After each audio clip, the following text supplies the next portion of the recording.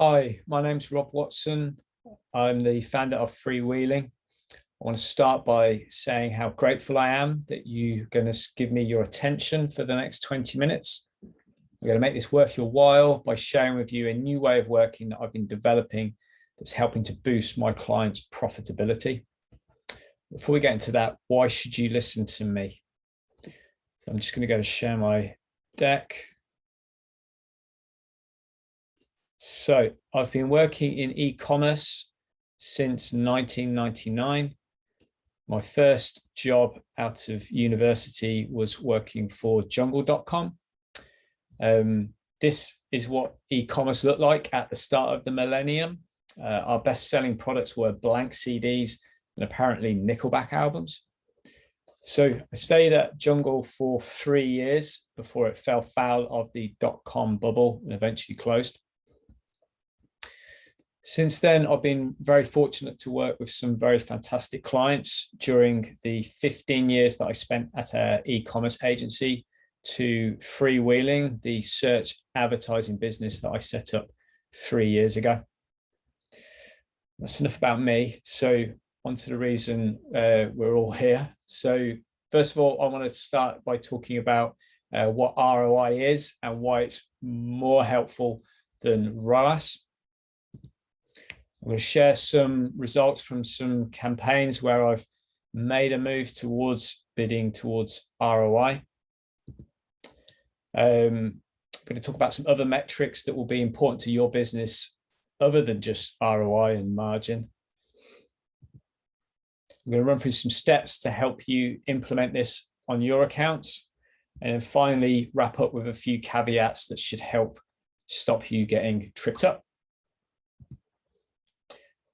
Before getting into ROI, I want to talk a bit about the main way that we manage our Google Ads campaigns, and that is towards return on ad spend. So what is return on ad spend? So for many businesses, working towards return on ad spend is going to be more helpful than cost per acquisition, which values each transaction as being the same, which is nonsense if you're go outdoors and it costs £5 to get a sale of either a £14 pair of socks or a £700 tent. Return on ad spend also goes by a few other names. So within Google Ads, it's referred to as conversion value divided by cost. Cost of sale is essentially the same as ROAS, except the formula is reversed and you're taking cost and dividing that by conversion value. And then if you advertise in Amazon, you'll be very familiar with Amazon cost of sale. ROAS is also the way that many of us set our smart bidding targets. So how do you calculate return on ad spend? So you take your revenue figure, divide that by your advertising costs, and you get your percentage ROAS figure. We've turned those revenue and ad cost numbers into a super helpful percentage that's going to effectively allow us to judge the performance of our campaigns. However, this is now where ROAS starts to come undone because it has one fundamental flaw, and that's revenue. So it turns out that tracking revenue really is not that helpful. In fact, many business mentors go out of their way to advise against looking at revenue, instead favoring profit. So what exactly is profit? This is the dictionary definition. Essentially, profit is what you're left with once you've deducted all of your costs. So how do we calculate profit? So we start with our revenue. We then deduct our costs of goods, sometimes referred to as COGS. These are either the cost of purchasing the goods from a wholesaler or there are manufacturing costs. There are other costs that we should deduct, things like warehousing and handling, but for now we'll just focus on our advertising costs. And that gets us to a pounds profit figure. However, I love percentages, and far too baked into using percentages to manage Google Ads in any other way. I need a percentage metric like ROAS. So what is return on investment? ROI is our solution, wonderful percentage that will tell us exactly the performance of our campaigns. So how do we calculate ROI? So we take the pounds profit figure that we calculated in the previous slide. We divide that by our ads cost. Our ads cost is the investment we made in our advertising to get to that profit. And that brings us out at the wonderful percentage ROI figure. So let's look at this in a real world example. So we sell this perfume for $36.99. To purchase this perfume from our wholesaler, it's $29.34. That is our COGS figure. Now, to win a sale on this product, our advertising cost would be £3.70, and that gives us, rather conveniently, a nice round 1,000% ROAS. We take our revenue figure, we deduct our COGS and our advertising costs, and that brings us to our profit of $3.95. And then we divide our profit by our advertising cost, the cost to get that profit in the first place, and that gives us an ROI of 107%. Now, what happens when we go on sale? So sale is 10% off, so the price comes down to $33.29. The cost to buy the product hasn't changed, so our COGS remain at $29.34. Because we're now on sale and our prices are keener, it's likely that our advertising costs will be lower, and therefore we should expect our ROAS to be higher too. And this is the point where we normally stop. The website's gone on sale, transactions have increased, the ROAS has improved, and everybody's happy. Except now, our profit has fallen to below £1. And despite that improvement in ROAS, our ROI has fallen significantly. So I've been bidding towards ROI on a perfume client for a little while now. Their budget is £100,000 a year. What you're looking at here is a 2 weeks data before making any bid adjustments towards ROI. Just captured this as a benchmark. I made the bid adjustments favoring more budget towards higher margin products, let it run for a few weeks to settle down, and then ran this report again. The cost hasn't changed, nor has the revenue, and therefore the ROAS is identical. However, because the budget is more budget is going into higher margin products, our profit has increased. And because the advertising costs remain the same, the ROI has taken a really healthy boost. So that test was ran during a 2-week period, off-peak period for perfume. Taking that result and extrapolating it throughout the year, was able to forecast a very helpful boost in profit for 0 additional advertising cost. So the important thing here is that you focus on the metrics that matter to your business. That might not just be ROI and margin. It could be customer lifetime value. I've got a bit more on that in a moment. If you're selling clothing, the availability of different size variations will absolutely have an impact on your profitability. And I've got more on that in a moment as well. If you sell a product that has a high likelihood of damage in transit or being returned for any reason, then that will absolutely affect your profitability. and the location of your products, be that in your own warehouse or a third party's warehouse, will definitely affect your profitability. The ability you have to label and identify these different criteria across your product range and adjust your ROAS targets accordingly will have a positive impact on your profitability.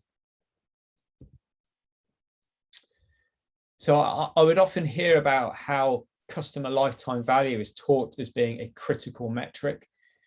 But this goes back to my previous point, only focus on the metrics that actually matter to your business.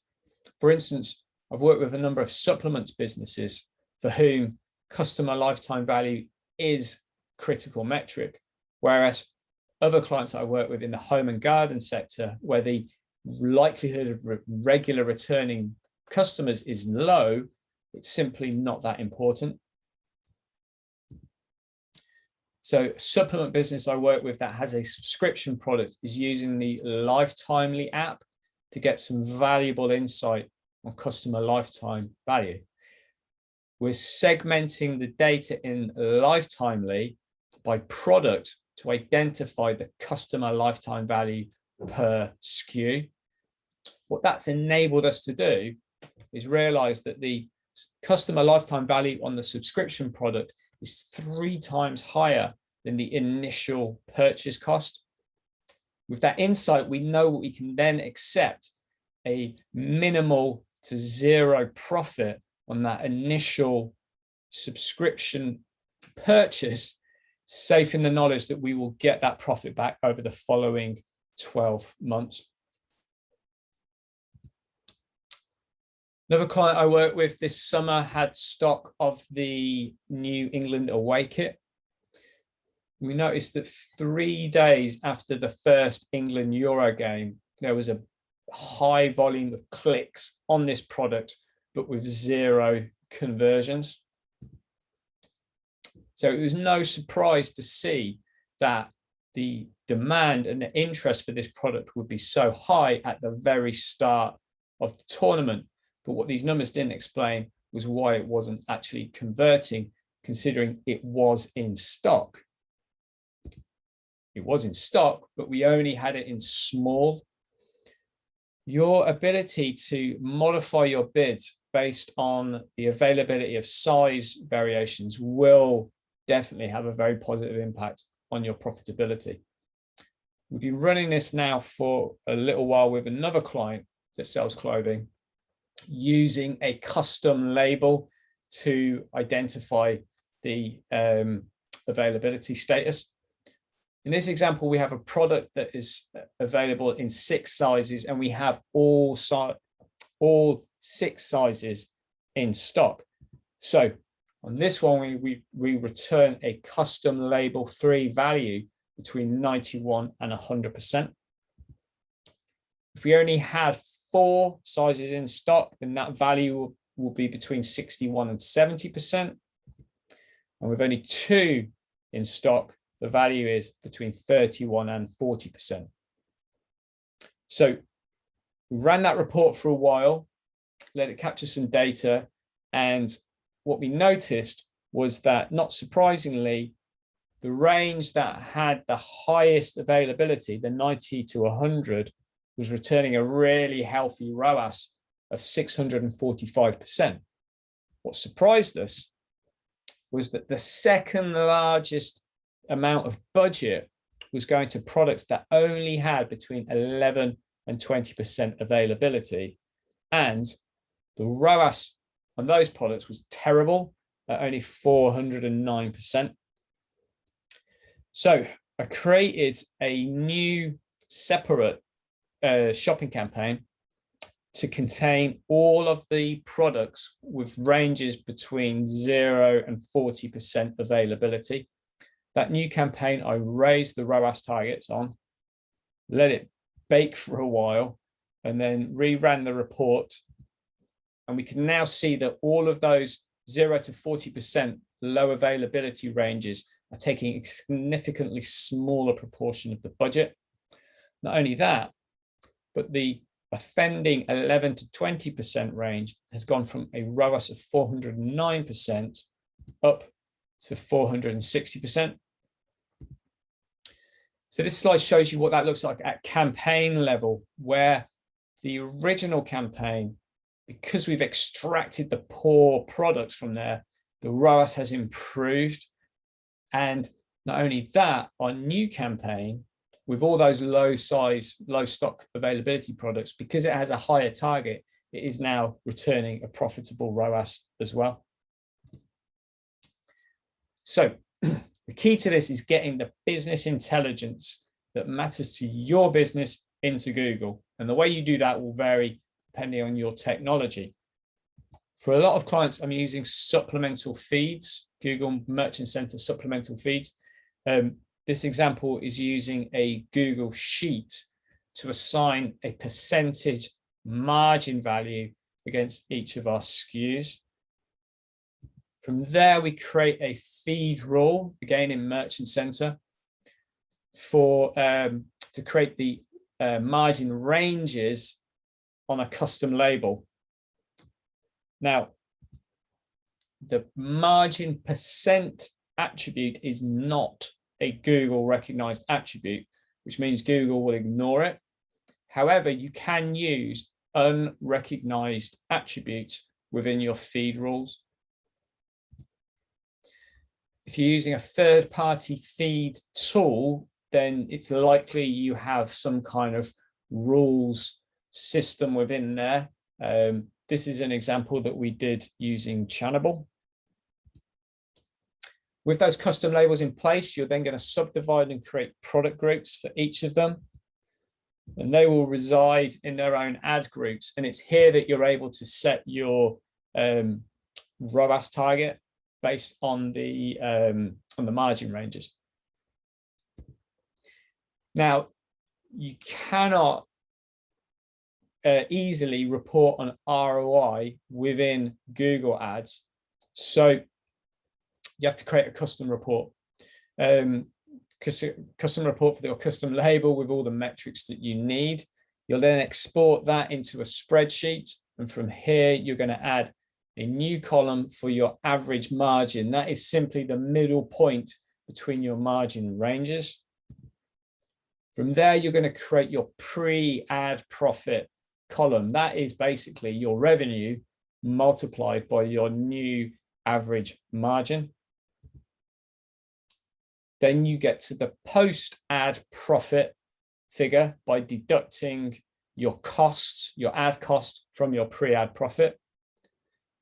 And then finally, you'll be able to calculate your ROI, which, as you know by now, is your post-ad profit divided by your advertising cost, the cost and investment to get that profit in the first place. What we can see here is that each of these ranges is returning a positive ROI. But the lowest ROI, the products in the range 5 to 8%, happens to also have the highest ROAS. It's this report that's going to enable you to set realistic ROAS targets for each of your product ranges. Now, as a side note, it is possible to get some of this data tracked into Google Ads. The basket data conversion tracking change is still a beta, but if you have the ability to modify your conversion tracking and you have the necessary attributes available in your data layer, then this is definitely worth taking a look at. Okay, a couple of caveats. Don't forget high cash margin products. Simply put, if you do a fantastic job selling high percent margin, low value socks by taking budget away from low percent margin, high value £600 electronics, no one is going to be impressed. The way that we managed to deal with this was by assigning a fixed handling cost to every one of our transactions that effectively increased the cost of selling high percent margin, low cash value items and balanced the issue out. As you would have noticed, everything we talked about so far has been based around Google Shopping. So the question is, can you do this strategy on your text campaigns? Now, if you have ad groups that are full of keywords that specifically relate to different margin products, then yes, you can, by assigning the same labeling process to your ad groups, you will be able to go through this whole process of reporting and setting meaningful targets. And that is it. So thank you for listening to the end. I hope that this is giving you some ideas, some inspiration on how you can be a bit more focused on ROI on your accounts. If you have any questions or you wanted to connect with me, best way is on LinkedIn, or there's my email address. And thank you very much.